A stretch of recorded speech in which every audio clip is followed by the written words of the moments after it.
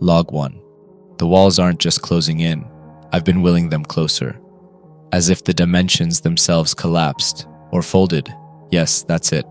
I'm reaching out and folding the space here smaller and smaller until only I remain. In this folding room, no one can hurt me. I've lost another window, leaving me with only my bathroom window. The bathroom door has shrunken down to a sliver. I have to walk sideways to even get inside now. But it's fine. I'll shrink the room around me until only I remain if I have to. It's only been 4 months since I've locked myself away in my room, and every day since has been stranger than the last. My final trip was to the grocery store, stockpiling as many supplies as I could fit in my car, the last time I'd use it before selling it off. I bought an ungodly amount of boxed and canned non-perishables and an array of disposable dishes. I planned to never leave my house or room ever again. I also switched to remote work, and even though it cost me a pay cut, I didn't mind. I don't need the extra money now. That first night was tedious. Spent it setting up my room with a mini fridge and some plug-in cookery, rearranging my bed so I had direct access to the side yard window so I could fling my trash into the garbage bin. I even had a specially modified pole I could use to open and close the lid, and also grab deliveries left by the fence. I set up my mail to be sent electronically, and the rest would be dumped into the trash by my housemates. I told them as well to never bother me again, never knock or call under any circumstance. The landlord didn't care as long as I paid my rent. The first month came and went without much trouble. Only the first week was impeded by adjustment. But we all know that people aren't supposed to be isolated for so long. We are social creatures after all. Even then, I wasn't ready to talk to someone else. Don't think I'll ever be ready again. So I fell into routine and complacency, and with each passing day, it must have chiseled away at my mental fortitude. It only took a few weeks for me to fall prey to paranoid ideation, as I spent more time reading conspiracy theories and anti-government forums. I ended up blocking those sites, since regardless if the narratives were true or not, they were inconsequential to a hermit. Still, some mark had been made, and erosion of the mind had already begun. It was a slow, gradual build to the first hallucination, or that's what I hoped it was. In the preceding weeks, I'd feel phantom itches and sounds that weren't really there. Nothing overt, subtle things like someone calling my name while I wore headphones. I'd throw them off to be met with only silence or the sound of my housemates shuffling around the house. Twice I felt the presence of something in the room with me, watching. Skin prickled with goose flesh, solidifying my fear as real, but subsequent searches turned nothing up. I started to grow weary of the dark corners in my room, but it all came to head 2 months ago. I was sitting at my desk watching random videos when I thought I felt something wet hit my neck. I grasped it to find it was dry, nothing but a cool sensation.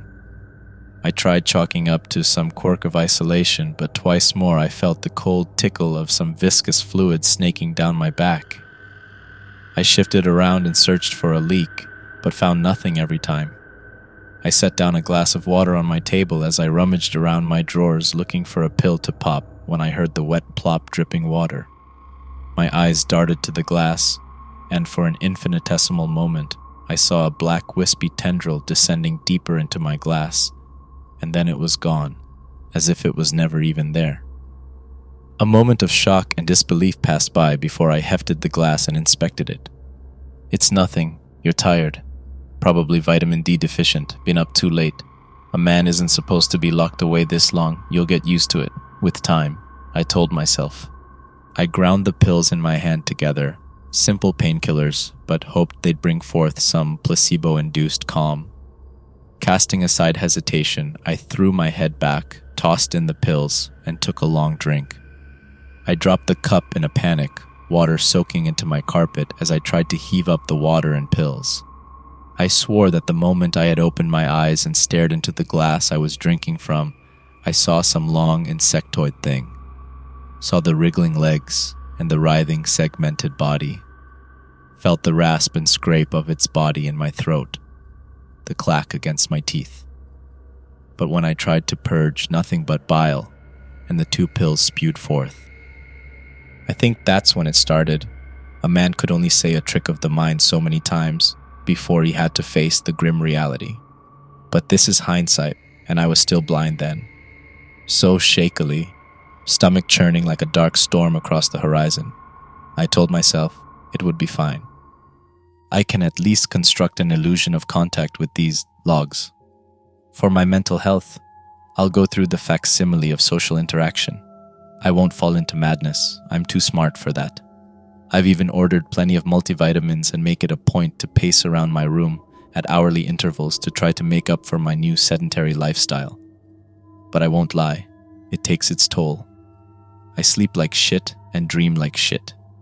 I dream of my childhood and all its injustices, of every awkward social grace that left people staring and off-put, and of every painful moment of reaching out to someone, thinking you found solace only to be shrugged off. Once it hurt me so bad I wanted to pray, to believe something else was out there, forgiving and promising absolution. But everything in my life drove me away from something so naive and optimistic. That's why I've done this. That's it then, my first entry. I want to write more, but I'm tired. So for now, I'll try to get some rest. Even as this room shrinks, I'll search for comfort. I won't date these. I don't count the days much anymore. No reason to anymore. This is only for peace of mind. Hopefully, the delusions and waking dreams are eased by this. Log 2. It's been a few weeks since my last entry, I think. Used up the last of my original supplies, and I've been reliant on several weekly deliveries since my room has shrunk again, folded smaller. I don't have as much space to store things. I think I did it because my mind is deteriorating. God, I hope it's just that. Afflictions of a diseased mind poisoning itself further with this shit.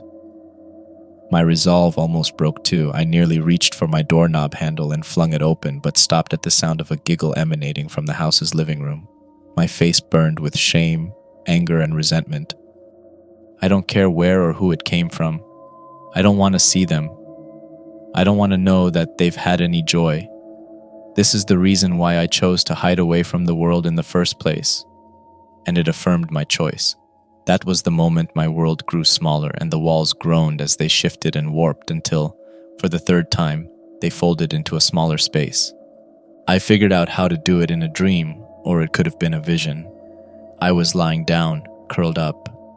I wanted nothing more than to fall into myself, smaller and smaller until I wasn't here anymore. Hours passed in that daze until the sound of my walls groaning and cracking stirred me to life once more. Roots had started to grow through the walls, thick and woody. Twisted and jagged, they spread like cancer, destroying the foundations of my prison. Paint flaked from my ceiling, and it started to split apart as one particularly large tree root forced its way through, the end pointed and sharp as a blade aimed directly at my heart. I screamed at them to stop, and they did. The tangle of roots that had invaded my room and made it look fake came to a deathly stillness. The moment I tried to sit up, they began to rot, putrefying and blackening to oily, slick tendrils in a matter of seconds. And once more, they came to life, failing and lashing out at the open air like a swarm of eels, snaking closer and closer to me. I screamed, and they slowed, but never stopped undulating. With every spasm, details etched themselves onto the black flesh, ridges, segments, and protrusions, until they burst open full of wriggling legs and antennae, centipedes, hundreds of them writhing and chittering as I struggled to flee. Casting my gaze to the ceiling, I saw that the largest tree root had transformed into a massive coiled centipede, its body as thick as my torso. Shiny, beady eyes focused on me as it hungrily gnashed its mandibles. It tensed its body, preparing to strike.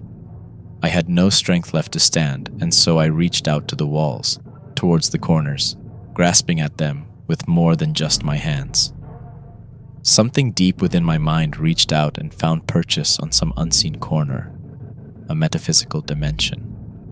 In the moment of my doom, as the creature arced through the air towards my throat, I pulled some unseen threshold closer, and the room shrank, folded, and collapsed into smaller dimensions.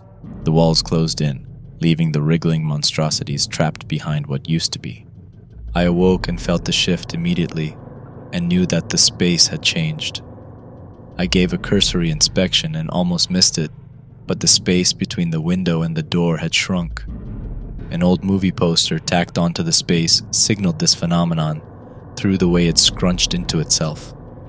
I tried yanking it free, but it refused to give from the wall until it tore, the entire midsection of the poster gone, as if the wall had taken a bite out of it. A scream welled up from the deepest pit existing within me, and yet I could not give it voice.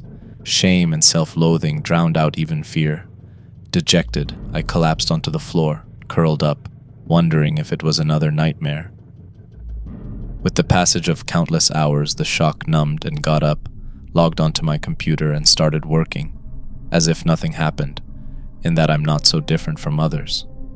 The second folding came in the heights of rage and despair. I had adjusted to my new dimensions in a matter of days, and I hardly noticed the missing space. Days dragged on wistfully, and I started to feel the cracks, the urge to just leave my room and give up on my endeavor to close myself off forever. I paced back and forth, just working up the courage to touch my doorknob. Eventually, I did come to rest my palm on it, feeling the way my heart thrummed anxiously through the cool metal. I held my breath as I turned the knob, only to feel its refusal to budge.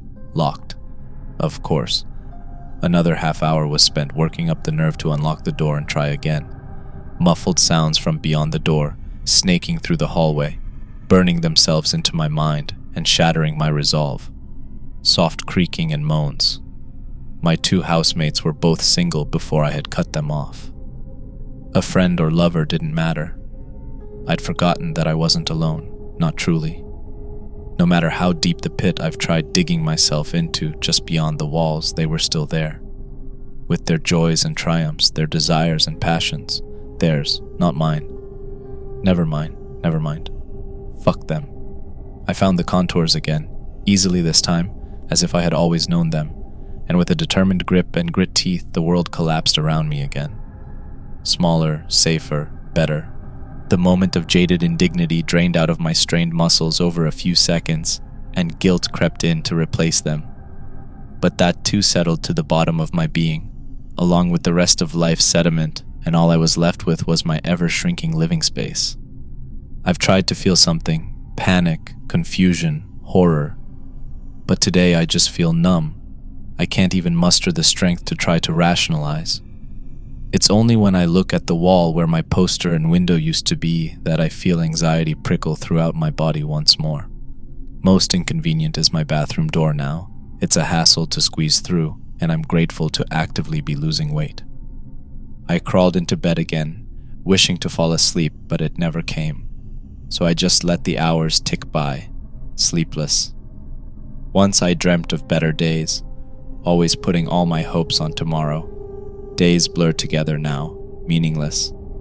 Sunlight is just an abstract concept I almost forget about until I'm forced to open my blackout curtains. And even then, that's only sometimes. And if this room keeps shrinking, even that will be a fading memory. Maybe I'll join them. Log 3. It's been a while, I think 6, 7 days. I've shrunk my world again, not the physical space of my room. More so, I've been cutting off avenues to access it online, blocked as many news sites as possible, closed any social media accounts I had, and turned off notifications to all my devices. Considered chucking my phone out the window, but it still serves the purpose of keeping me distracted during the fleeting time I actually lay down. I'm sleeping less. I think I go days at a time without its release. Fatigue clouds my mind, and the equilibrium of my perception shifts to and from, making working out difficult, which it already was because of the collapsed parameters. So I find myself staring at my computer screen for nearly every waking hour. I don't even do anything on it most of the time. Just absent staring and savoring the darkness in between blinks. I don't work much anymore. I've started to fall behind on my duties. I tell myself that I'm going to force myself to spend some serious time just catching up, but I know I lack the willpower to do so. I'm afraid of being fired and losing my paycheck. That means I'm cut off, no way to pay rent. They'll throw me out, and that means death. I don't care about the eviction, but I'll die before I suffer the indignity of seeing another face, though I know I'm too much of a coward to go through with that promise. I thought the ability to hope had died out long ago, but against the grinding surface of my resentment, I still find its spark and it burns just holding it. I want to toss it away and be done with it, but it eats away at my flesh and burrows into muscle. It is part of me now and it hurts, yet I hope anyway that things will work out in the end. Log 4. Time has passed, but I'm not sure how much. By some miracle, I'm still employed, so maybe it hasn't been too long, but I have to write this down. I think the room is shrinking again, and it's not me this time. I haven't slept since my last entry, so it could be a hallucination or my mind giving in to paranoia. But I can't help but shake the feeling that when I'm not looking, the corners inch ever closer, slowly and gradually. I'm falling victim to microsleep. I'll lose moments of consciousness at frequent intervals, but I know they never last longer than 30 seconds. But it's then when the walls cave in and will themselves closer, I am their center. This I know somehow. I'm going to try to lie down. I've been sitting here at my desk for God knows how long, only broken by the need to use the bathroom. I don't want to sleep. I need to catch up on work, or else I die. I don't even know why I want to keep fighting to live. I just know that I don't want to die. I only want it to be forgotten. And what if I close my eyes and awaken to a coffin? The walls collapsing to vacuum-tight seal and I'm left to suffocate, or worse, live. Maybe I'd be lucky and never wake up again. That would be nice. In an hour or so, I'll try and hope. Another lapse of consciousness befell me. I don't know for how long. Had to be less than a minute. But I was awoken by the wet, scratchy tongue of something vile and desiccated running alongside my neck, around the rim of my ear and into my ear canal. I jolted awake, a scream rushing up my lungs, but it beat me to it. Its raspy, wheezing shriek, killing my own in its infancy. The echoing wail bounces around the room, but I can't find the source.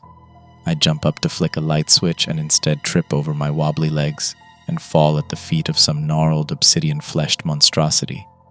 I reel back, with a yelp to look at it, see it illuminated by the pale glow of my computer, and am met with nothing but the fading after-image of its silhouette.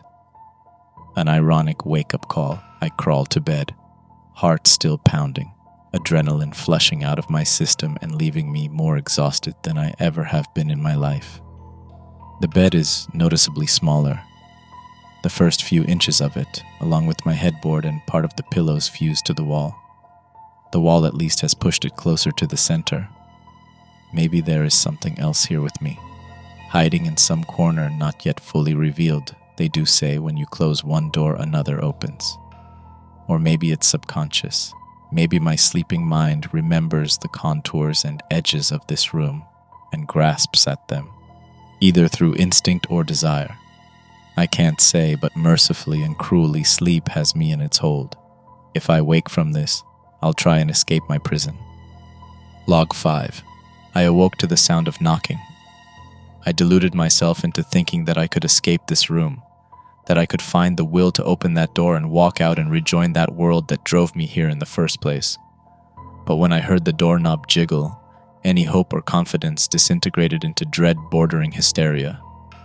I had faced no greater fear until that moment.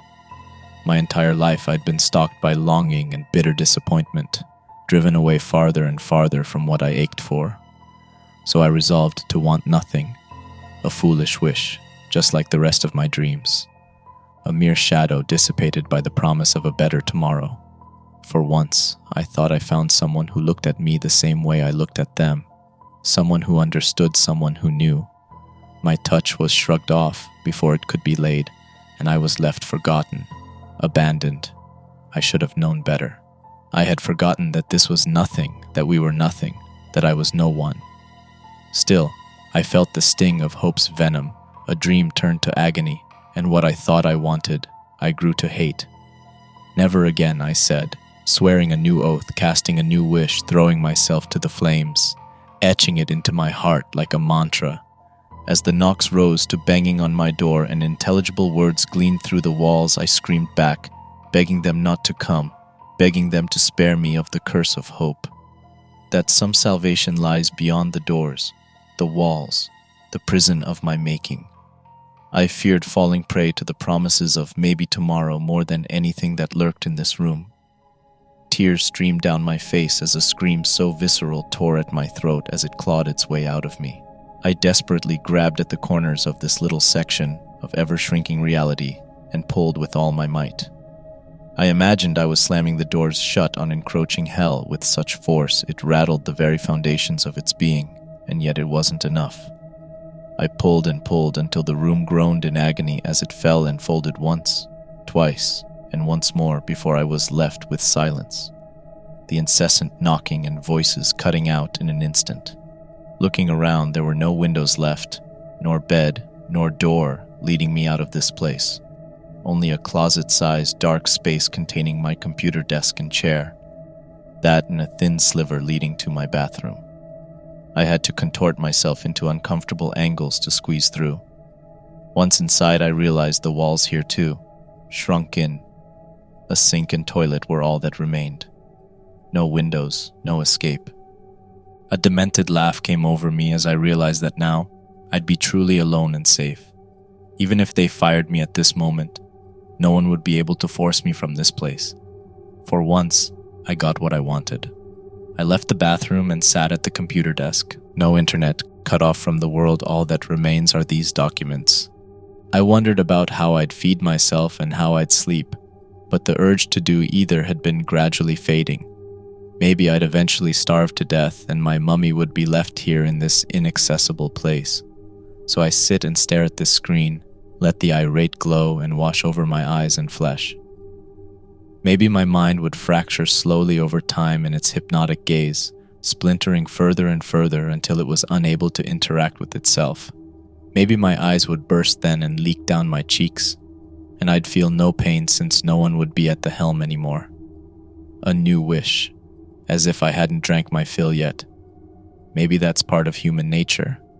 I don't know if such introspection even matters anymore. I'm alone, no one will read this, only I exist here. So I recline back, try to get comfortable, and wait for oblivion to claim me. Log 6. I don't know how long it's been. I usually start these entries saying something to that effect, but this time I truly mean it. Time has lost meaning. There is no time here, I think. I haven't eaten since the last entry, nor found the urge to excrete any waste. Thirst, however, still hounds me. I feel parched, flaking. In the dim glow of the computer, I look at my hands, see that they are aged, withering. I cannot recognize them as belonging to me. I am emaciated and thin, yet hunger is a sensation so far gone I hardly remember its pain. Sleep is ephemeral and dreamless. I blink, and in a moment I am its depth. Within the next blink, I am awake, never losing the stream of consciousness. I only know I slept because my exhaustion is alleviated, if only for a fleeting time. Is this heaven turned to hell? Or did I try to fashion hell into paradise? Maybe this is the limbo the poets wrote about, stuck in a space in between. Does it matter? All I know is I'm not alone. There's something in the walls. It's always been here. I felt its presence a few times. I think it can only manifest periodically, maybe when I'm not looking and my mind is fatigued. Only through the folding of this room have I been able to keep it at bay. I think in my bouts of micro-sleep, my subconscious inched the walls closer in an attempt to keep me safe.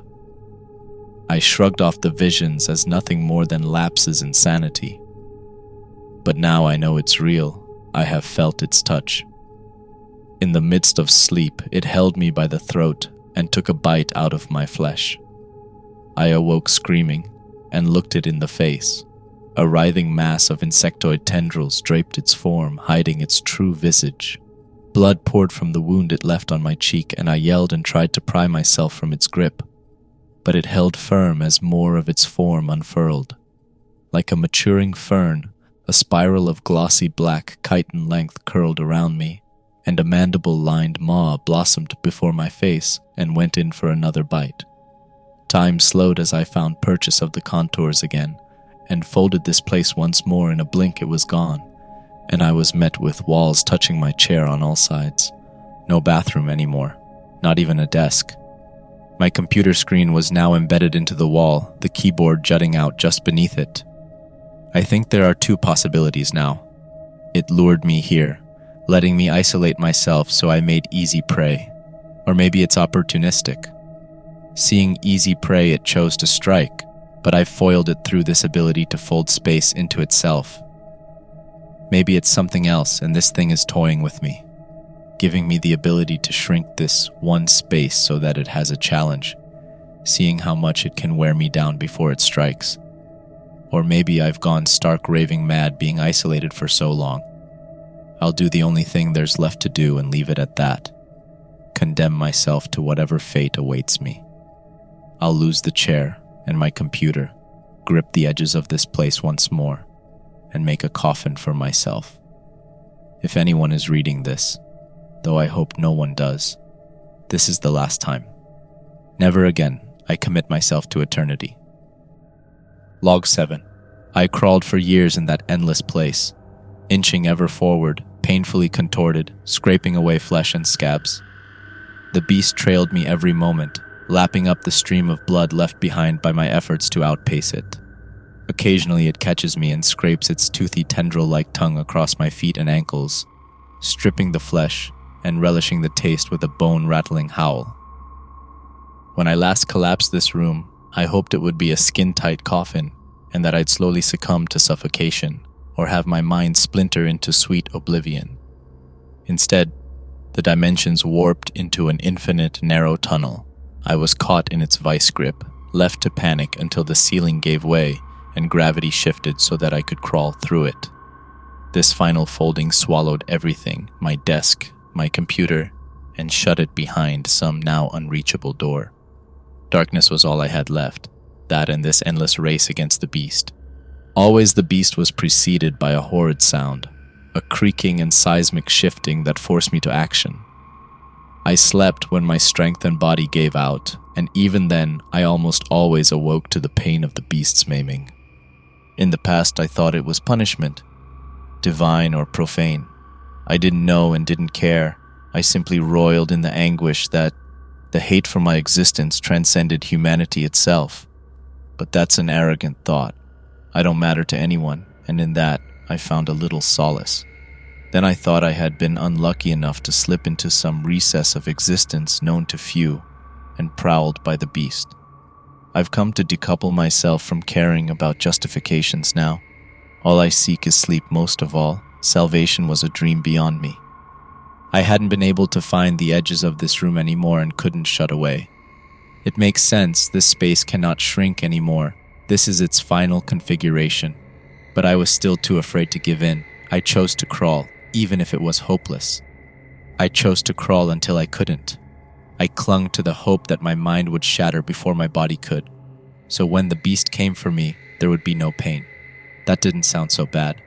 Time immemorial came and went, and I crawled forward as a ragged strip of flesh. I imagined that I had rasped my skin away, and I was a flayed, sinewy thing slithering through this dark tunnel. The pain had dulled, and only the beast's attack stirred true agony. Each fleeting rest came with greater fatigue in my awakening. A fog was drifting in behind my eyes, and I tasted it. Oblivion. I screamed. For the first time in an eternity, I managed more than a weak moan, a shrill, whistle-like vocalization I couldn't recognize as my voice. Something gave way. It must have been only a difference of a few millimeters, and yet it was like a long-held breath had finally been expelled. The corners of this room had known my touch once more, this time hungering for space. In its bliss, I slept. I dreamt for the first time in eons, dreamt of a distant abstract warmth. Sunlight, I forgot what it even looked like, let alone felt like. Only a mirage of a fragment remained within me, but it was enough for me to break and wake with tears and wail, this time certain the cry was my own. The curse was upon me once more, longing, hope. The quaking roar of the beast and the tremble of the tunnel signaled its proximity, and fear flushed into me, fueling my final desperate grasp. I reached for the corners of this room, and felt the beast bite into muscle and bone as I found purchase. I didn't know what I was grasping at, but knew that I wanted out, and for the first time since this hell began, I pushed against the walls, screaming with all my might for them to open. Before the beast, my beast, could devour me, I broke through into overwhelming oceanic pain and sensory overload, the agony of birth. I couldn't open my eyes.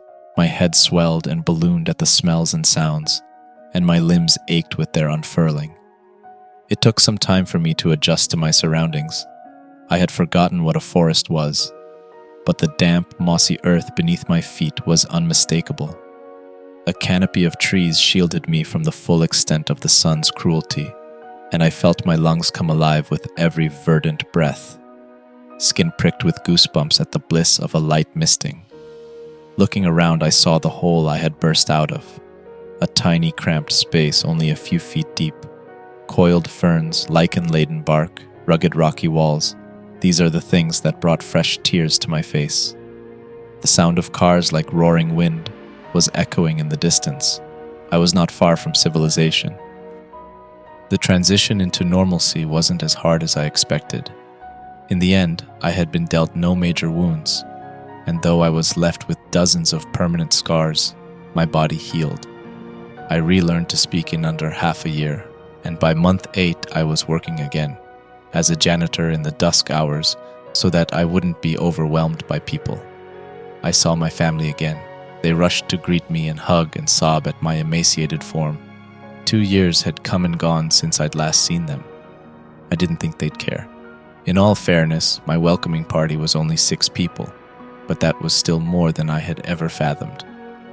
I don't want to give anyone an empty platitude. I don't know if things got better or what I could have done to prevent my descent into that hell. Maybe I had to suffer through it to see an end. Maybe I'll fall back into habit.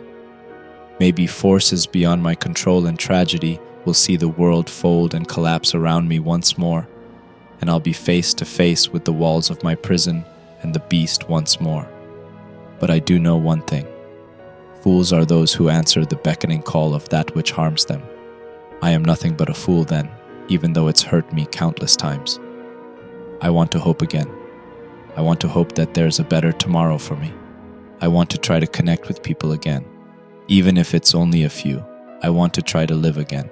I want to feel the sun's warmth and know it's okay. Hello there, thank you for watching. If you want a similar story, check the story on screen. If you've enjoyed the video, don't forget to like and subscribe. Stay creepy and see you in the next story.